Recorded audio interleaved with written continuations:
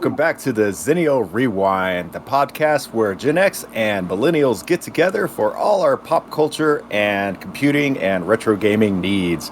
Now, today is going to be a really cool episode. We have a special guest today, the inventor or the proprietor of the Backbit cartridge and the Backbit products, Evie. And then as always, we have our regular host, Moby, and Leland.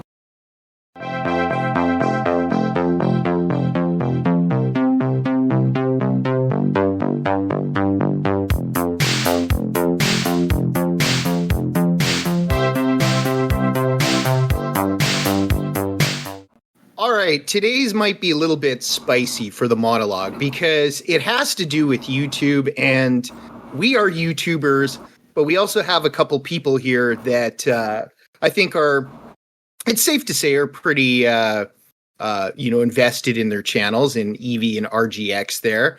But recently in YouTube, I'm a heavy consumer and I follow a lot of channels.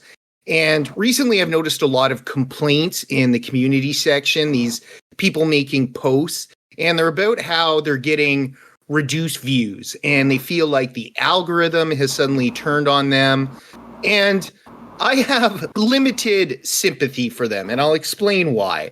So on the surface, I feel bad. Like, they're good people. They seem to put a lot of effort into what they do for their channels.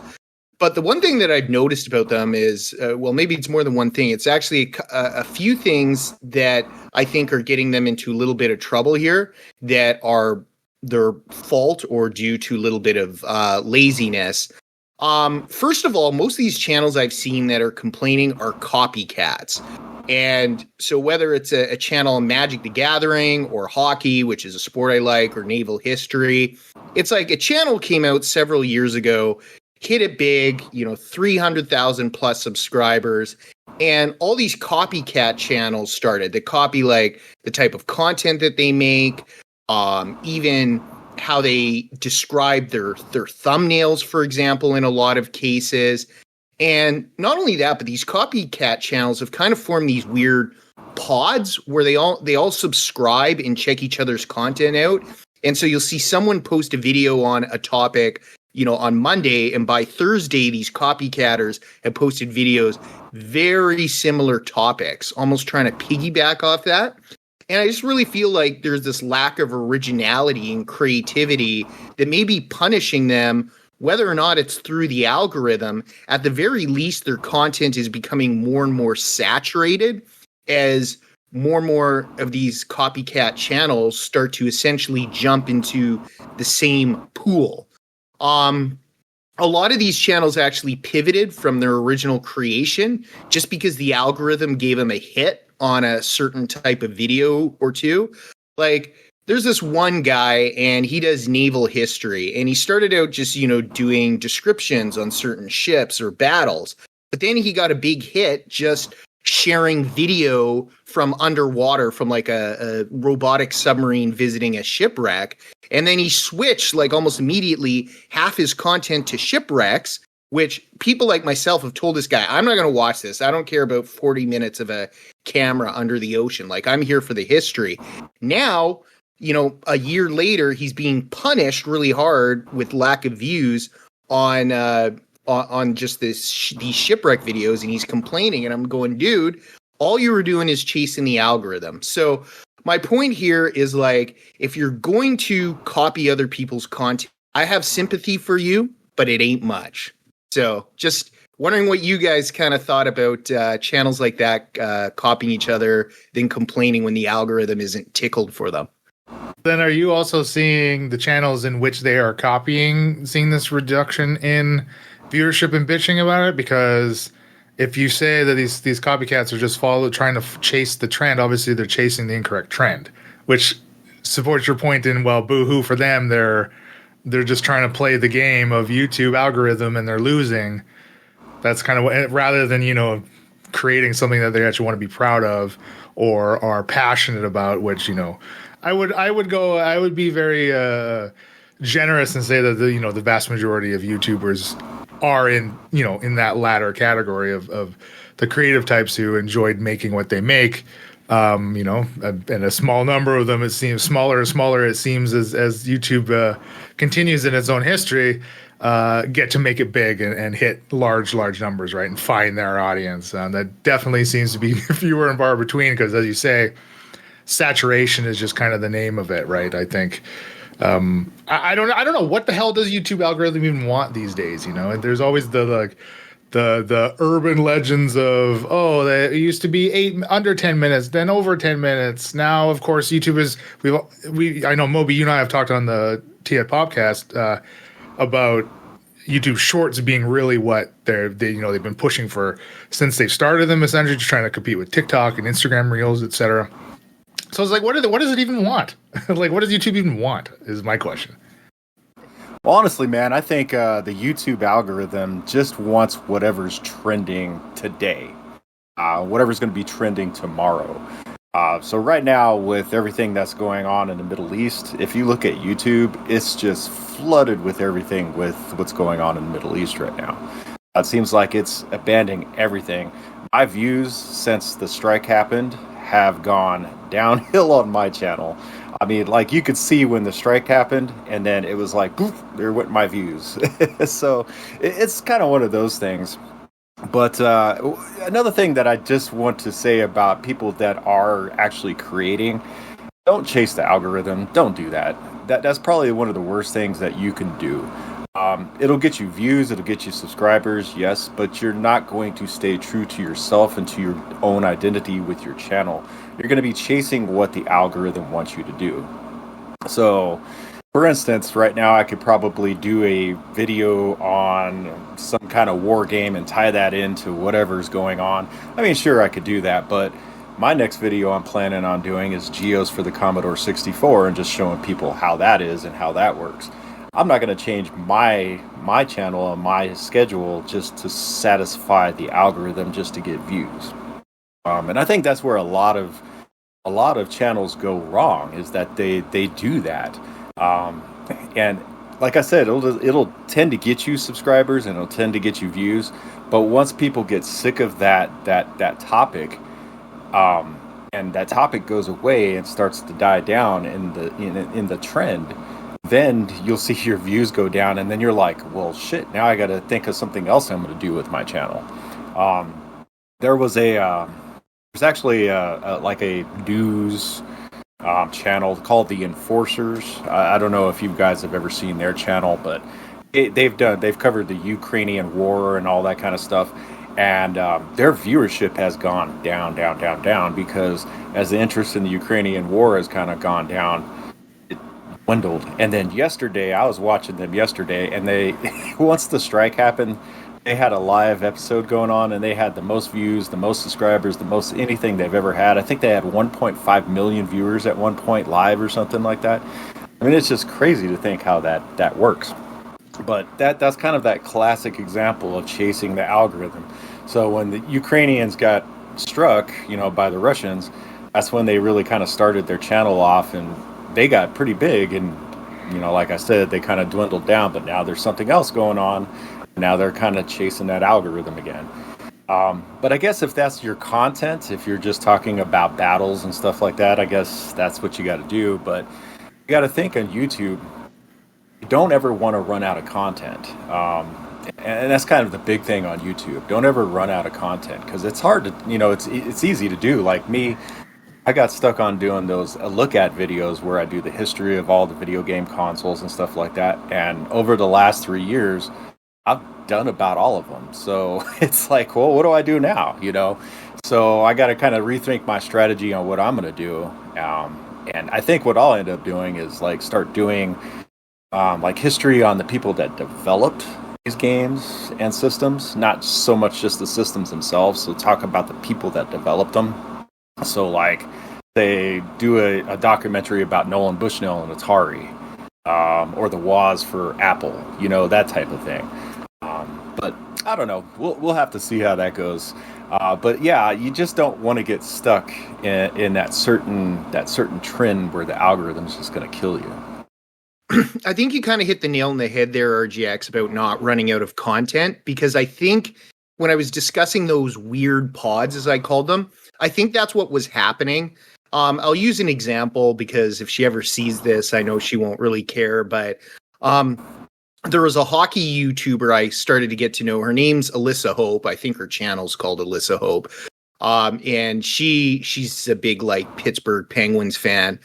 And she was one of these complainers. And I said to her, I said, like, Alyssa, you've become part of this group, and I named like 4 or 5 other channels where one of you guys comes up with a video like top 10 NHL free agents of all time. And then within 3 or 4 days, you do a video that's like top 15 free agents of all time. You guys have your thumbnail. Somehow they have like the coloring harmonized. Their thumbnails all look similar. And I know YouTube helps choose them, but something else is going on there because it's all like gold, blue, black for like 5 of these channels. And I'm like, you know what, Alyssa, like you're in this big pond now, and I don't have time to devote to watch 5 videos on like what you guys all think are your best free agents. Like, I love hockey, but I'm sorry I can't. And I wrote this big paragraph to her, and she's like, yeah, thanks, that makes sense. You know, being magnanimous about it, or whatever that word is. I'm sure I said that wrong. But yeah, you're right. I feel like these channels have kind of run out of creativity a little bit.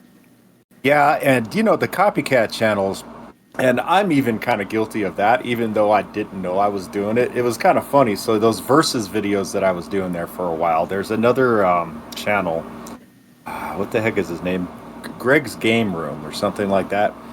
And I've kind of seen some of his videos, and I've seen some versus videos that he did, but I didn't intentionally like go out and try to copycat him or anything. But it was funny because he ended up chiming in on my channel one day, and he's like, oh, great videos, I'm glad, you know, I got a competitor now or something. And I'm like, then I go back to his channel, I'm like, then I look through his video list, and he did like verses of everything. He did like, you know, Sega versus Nintendo, blah blah blah blah blah, you know, all down the list of all of them. And I'm like, well, that doesn't leave me anything to do, so I kind of stopped doing the versus videos for a while until I can try to do something a little more fresh, like he ended up doing, you know, being fresh on that instead of just doing the same content over. But yeah, it's kind of tough, especially with retro gaming. I'm going to tell you that right now, because there are so many. I mean, there's millions of retro gaming channels out there, and for you to even break into being monetized to get, you know, that 1,000 subscribers and 4,000 view hours or whatever, to be able to get monetized, to even get 1,000 subscribers, I think it was like only 15% of YouTubers end up getting to that point, and to get to like 10,000 subscribers, I think it was like 4 point some odd percent of YouTubers actually end up getting to that point. And that's kind of weird. I mean, just crazy to think that out of all the millions and millions, I think they said there's, I don't know how many millions of but there's a ton of YouTube channels out there. And just to think that you could be one of those, and then just trying to keep that content fresh, because everybody has done that's why I hate doing gameplay videos, honestly. That's why I really don't do very many gameplay videos, because everybody does gameplay videos. So if I do a gameplay video of, say, like Desert Strike back here, how many other videos on YouTube has there been done over the last 20 years that YouTube has been on of the same freaking video game, where everybody's saying the same thing about it and giving the same kind of reviews about it? And, you know, it just kind of gets old after that point. So you kind of got to just keep your ideas fresh. So instead of just doing the gameplay on the video, talk about why it was developed this way. Talk about why this was happening, or why this certain scenario in this game happens, and talk about the programmers and this and that, instead of just doing a review and saying, yeah, you know, the controls are great, and yeah, you know, the you know, the scrolling looks good, the graphics are, but the sound is just bad, you know. And that's what everybody kind of gets into. And then I've noticed when I was doing a lot of gameplay videos a few months ago, when I started getting into that to see if it was going to gain any traction. And my viewership started, at first it went up because of the versus videos, but then it just started going down. But certain systems as well, like the Commodore 64, the Sega Genesis, certain systems tend to get more views than others. So all that you just got to keep inside of your mind when you're doing this. And I think that's kind of the key that these people need to learn, especially the newer YouTubers, on how to do this. And hell, I'm still a new YouTuber. This is only my 3rd year in it, so I'm still learning. So one thing you can be sure of is we'll never chase the algorithm because 1, we don't really know how, and 2, it doesn't sound very fun. So we will need your help to click the like and subscribe button, give us a dig, click our dog, all of that normal stuff that you do on channels that you will, routinely watch and that you want to support. All right, guys, so that brings us to the second segment of the show today, where we got our guest host, Evie. Now, Evie, like I said, is the inventor of the Backbit cartridge, Backbit chip tester, and she has a brand new great product out there for the Neo Geo as well. Another flash card option that is just really amazing for a really amazing system. So without any further ado, I'd like to introduce Evie. Evie, how you doing today? I'm doing good. So I just basically kind of wanted to first have you explain some of your great products that you have and just let everybody know what they're all about. Okay. Well, for the people that know me, a lot probably know about this Neo Geo cartridge that just started shipping very recently.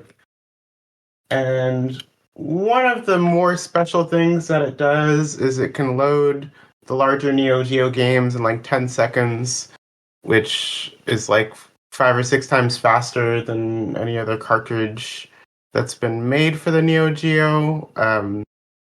As far as like loading files from the SD card, you could have a cartridge that's flash to be faster, but you'd only have access to one or two or three games. Any case, the Neo Geo was a project I started about a year ago, and it's my first FPGA-based product. And I mean, it's just kind of been my main focus for the last year. And the tariff situation was kind of crazy because just as I was starting to manufacture things, that hit.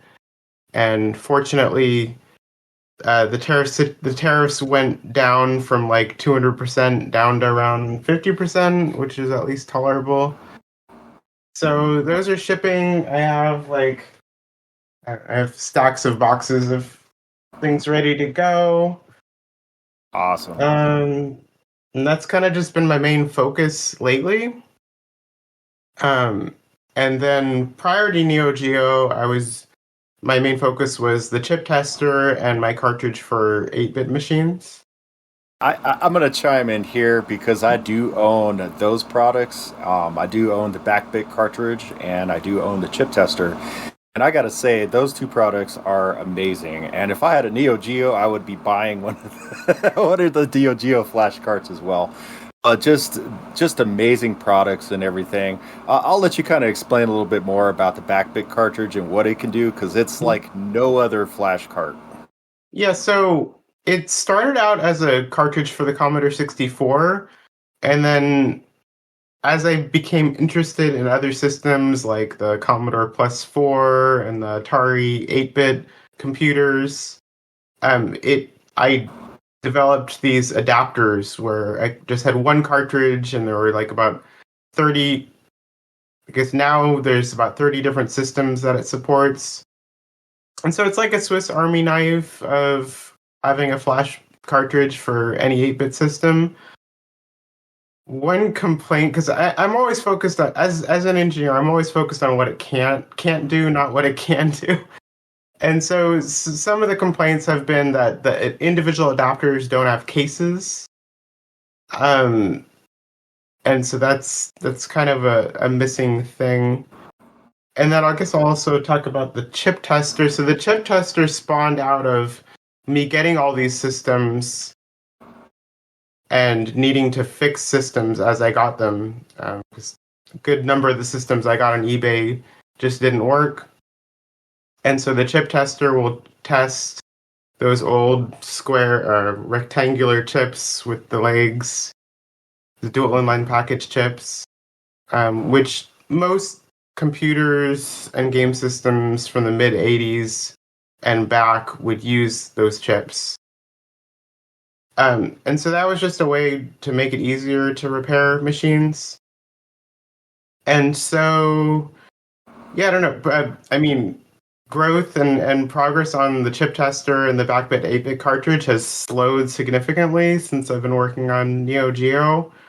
And I'm kind of at the point, I mean, I should interject here. Like, I'm the one engineer working on all this stuff. And so with, with about 50 product SKUs, I'm kind of like in as deep as I can go with all this stuff as far as one brain. And so I'm really at a place where I could use like some kind of business partner or co-founder for whatever the next thing I work on is. So I gotta say, with Evie, her product support is just absolutely amazing. Essentially, she has a forum that you can go to, and say you can't get like a certain game working on a certain system. Usually, sometimes within like 24 hours, she'll have a patch up and ready to go ahead and update the firmware to get that game working for you. And she'll work with you a mano to try to get whatever you want working. And that is just what I'm saying is just an amazing thing with her products and what she does. And I got to give kudos to you to be able to do that, plus everything you do, plus the expos you go to, plus your YouTube channel. And you're just a super busy person, that's for sure. I'll be honest, Evie, I'm not a retro computing person when it comes to both the hardware or the software, but it's really fascinating. I've been on your website and just, the products that you have make sense. I'm just curious from a general perspective, like, did you always want to make hardware since you were like really young, like a kid, or did you fall into this somehow, or just kind of your history of how you got into this? For much of my life, I was a software engineer, and I just got really burnt out in the corporate world, writing code for other people, and I didn't really know what to do after that for several years, and I reconnected with my passion for retro games, and that led me to discovering like retro hardware in various places, and that just opened up a curiosity, like, how does this stuff work, and can you make it work again, and just wanting to have a real streamlined hardware experience for playing games on these old systems. So how much reverse engineering have you had to do then? Because like you say, like you're revisiting some of this older tech and then trying to re-implement it in a better and new way, right? Is that essentially what's happening? There's a good deal of reverse engineering, and in particular, one of the gnarliest challenges on the Neo Geo, there's a few games that have a multiplayer link cable. So that's Riding Hero, Thrash Rally, and League Bowling. And these games, the multiplayer link runs off a processor that's like even older than most of the hardware in the Neo Geo. It's a Hitachi 6301, which is essentially a clone of the Motorola 6800 8-bit processor. And that had some code embedded on it. And not only that, but League Bowling and Thrash Rally use different code for the multiplayer link. So I had to extract the ROM contents with my chip tester and then take that 6800 code and completely reverse engineer it and then synthesize it in Verilog to run on the FPGA that's in the Backbit cartridge. And so that was a very tedious process, because essentially I'm kind of running blind, and I'm combing over the code hundreds of times to see that I got every little thing right. And then eventually, after like weeks of tweaking, I'll see some signs of life. I was going to ask you about the FPGA, why it was actually inside, and now that kind of answers my question, so that you can, emulate basically the the Backbit cartridge for 8-bit systems, it's got a single chip on there. That's basically a system on a chip, and it's got the RAM in there. It's got flash ROM, and it's got a processor fast enough where I can use ARM code to serve the ROM. The Neo Geo is a bit more complicated because it's got a total of 80 data bits on the bus for all the various, for the program code, the audio, the graphics, and all of that data has to be served with a latency of like 150 nanoseconds. And that can't like, even if you have like a 500 megahertz processor, you can't serve all that stuff on the fly with a processor. So that's where the FPGA comes in, because it can do a lot of things all at once very quickly. You know, I think it's just really cool that you've done all this. Just an amazing thing. Now, another thing that I kind of wanted to get into too is, you were saying at the very beginning that how this kind of all started is that you wanted to start basically like a flash cart for the Commodore 64. Now, Commodore 64 holds a very, very, very special place in my heart. Did you grow up with the C64 as well? Yeah, my first computer was a Timex Sinclair, but then when I was very young, my brother went on. He had a paper route, and he saved up enough money to buy a Commodore 64, and so then basically that was my game machine and my tinkering machine for a good portion of my childhood. And then for the Backbit cartridge on the Neo Geo, now does that work with the AES and the MVS? So it's only for MVS. However, okay, there are adapters you can get to make it work with AES. And as far as I can tell, the main issue is that you have to press the reset button after you turn the machine on. I'm like, in the back of my mind, I'm considering doing an AES exclusive cartridge, but I'm still moving through orders, so I want to get all the existing orders in customers' hands and work out any issues that come up. And so far, no major issues have come up. It's just been just a lot of firmware tweaks and supporting a few extra games. So yeah, I mean, AES maybe, but like I've really got my hands full just between doing the firmware support and assembling things, and it's a lot of parts. I did want to say to everybody that Evie does have a YouTube channel as well. I'll let her go ahead and announce that and let you guys know what that is. But pretty cool stuff on there. And she does show off her products. She's been showing a lot of the Neo Geo stuff lately. So definitely go ahead and take a look at that. And Evie, let them know what your YouTube channel is. So my YouTube channel is called Evie's Review, REVUE. I haven't posted in a while. When I was doing like beta testing for the Neo Geo, I was posting some videos, or when I was building up the pre-sales for that, just to get that off, get that going. I'm totally not opposed to doing YouTube. Like I'm here with you guys. I'm happy to do this whenever. Like really, I've just reached this point where there's just so much going on, and I need like another human to kind of get more focus on what to focus on. I am looking for potential business partners, co-founders. I mean, in a way, the Neo Geo, well, it's my first like product that's actually come to market that has FPGA, and so I'm hoping, because there's FPGA in there, that's gonna bring more interest into the stuff I'm working on. I'm just curious, Evie, what's been your best seller up until this point? Well, I mean, before the Neo Geo, I would say the chip tester is my best seller.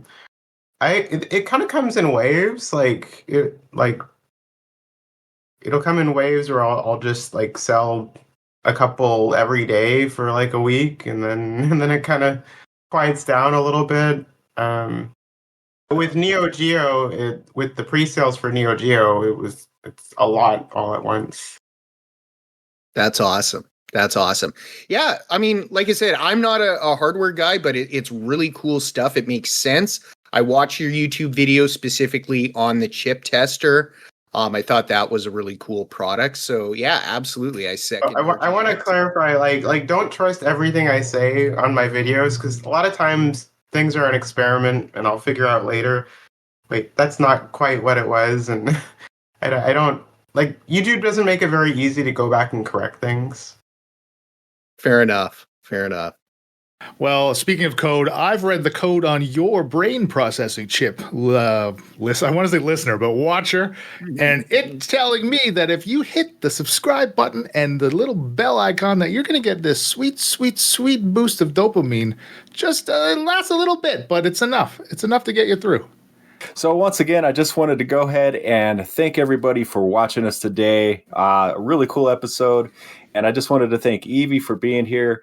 Evie, go ahead and let everybody know where they can find you and your products. Okay, well, my website is backbit.io, and you can pretty much find everything there. And once again, I wanted to go ahead and thank our wonderful hosts, Moby and Leland. And you guys have a great one. Thanks again for watching the Xennial Rewind. Great show, RGX. And to all the viewers out there, thanks for watching. Also check out Moby and Leland on the T-Hud Popcast. And check out RGX on the RetroGamer Gen X YouTube channel. A special thanks to Evie for being on the show and showing off the great Backbit products. With this, I possess all 8-bit ROMs.